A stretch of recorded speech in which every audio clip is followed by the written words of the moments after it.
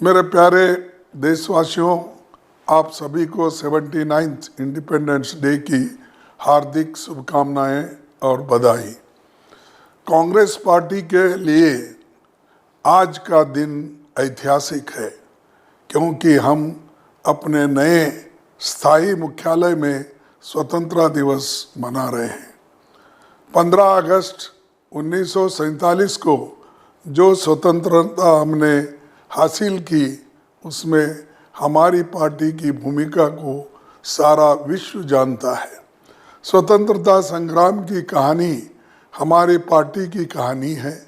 इस अवसर पर मैं स्वतंत्रता आंदोलन में योगदान तथा बलिदान देने वाले सभी महान हस्तियों को नमन करते हुए उन्हें कोटि कोटि श्रद्धांजलि अर्पित करता हूँ।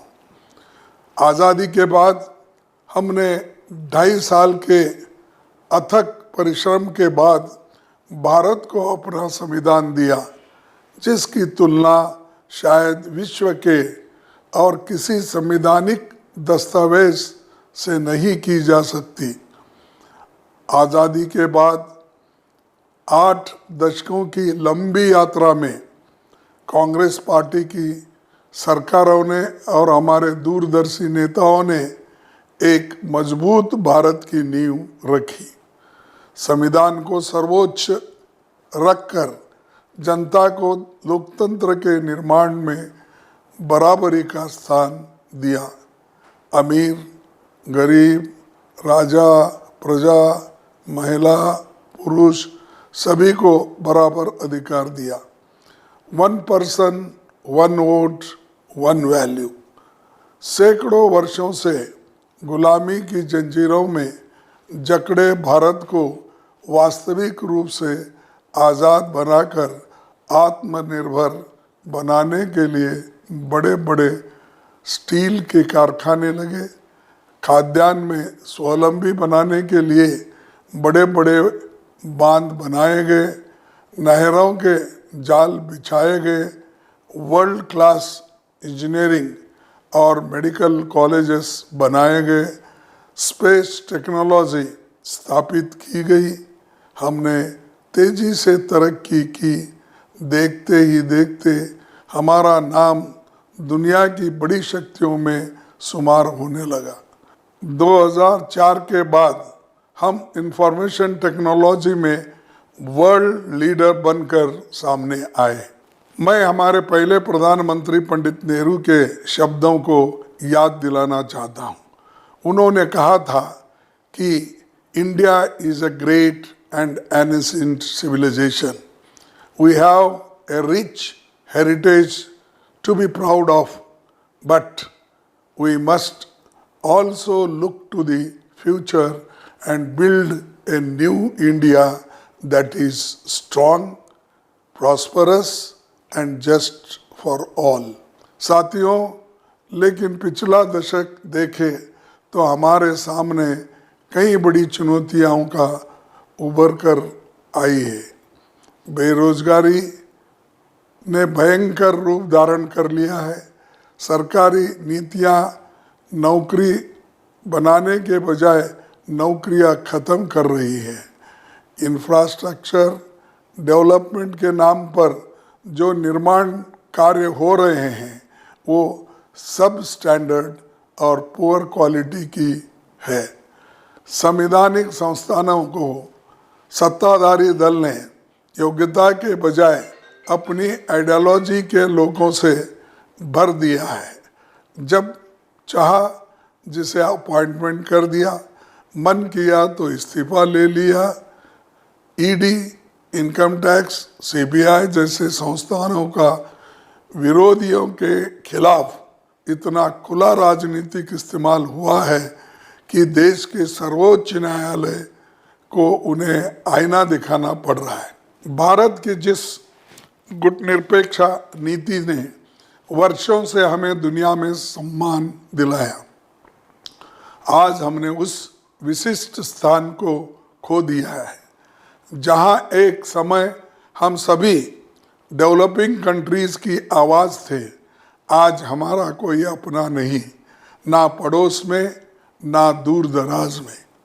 साथियों, आज़ादी के नायकों ने इस देश के लिए जो सपना देखा था, वो सपना आज हमसे दूर होता जा रहा है। भारतीय लोकतंत्र का आधार निष्पक्ष चुनाव है।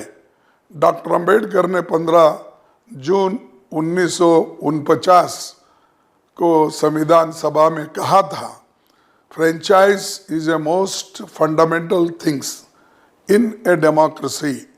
No person who is entitled to be brought into the electoral rolls should be excluded merely as a result of prejudices.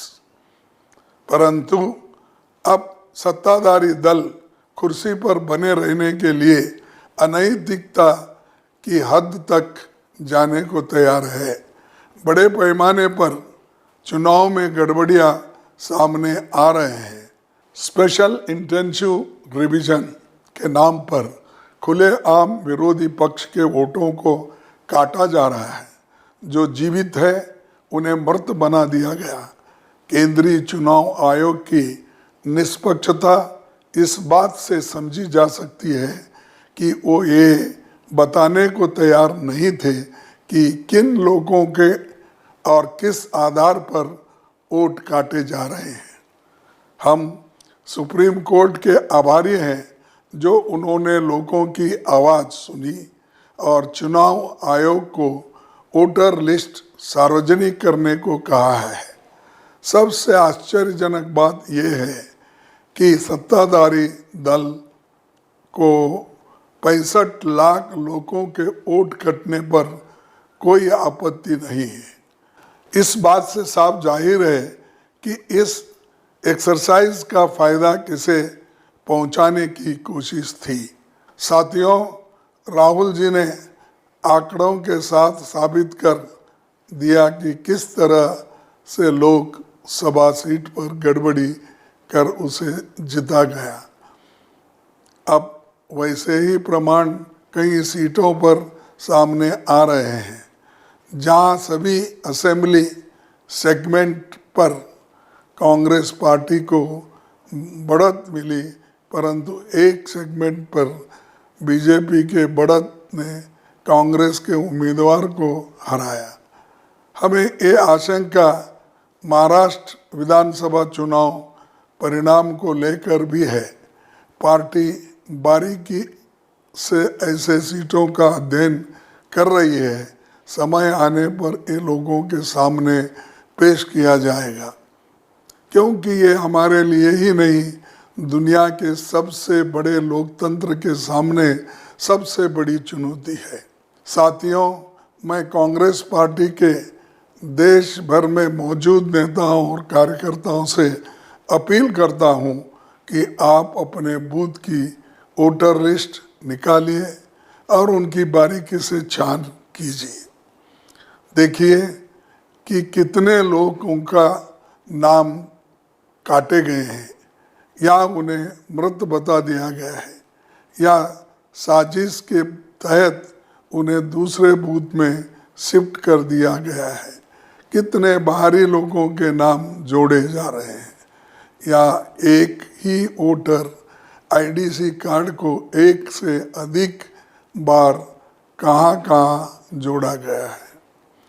एक नई बात देखने को आई है कि चुनाव से एक दिन पहले एडिशनल लिस्ट के नाम पर नई वोटर लिस्ट भेज दी जाती है, जिसकी जांच समय के अभाव में कैंडिडेट नहीं कर पाता।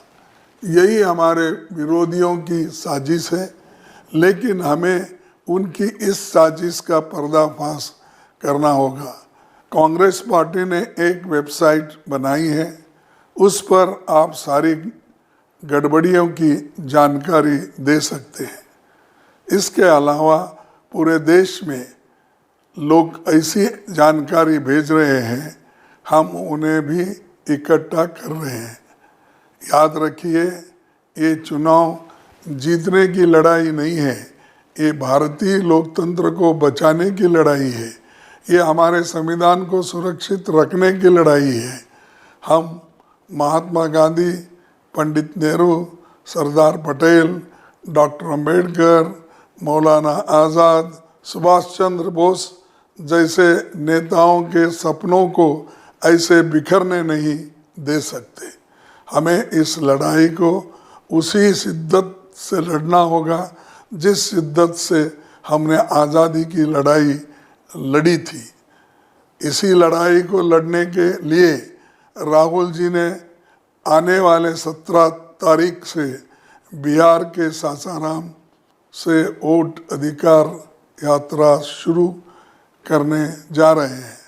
आप सभी को मिलकर इसे सफल बनाना होगा। इसी शब्दों के साथ मैं अपनी बात समाप्त करता हूँ। जय हिंद, जय कांग्रेस।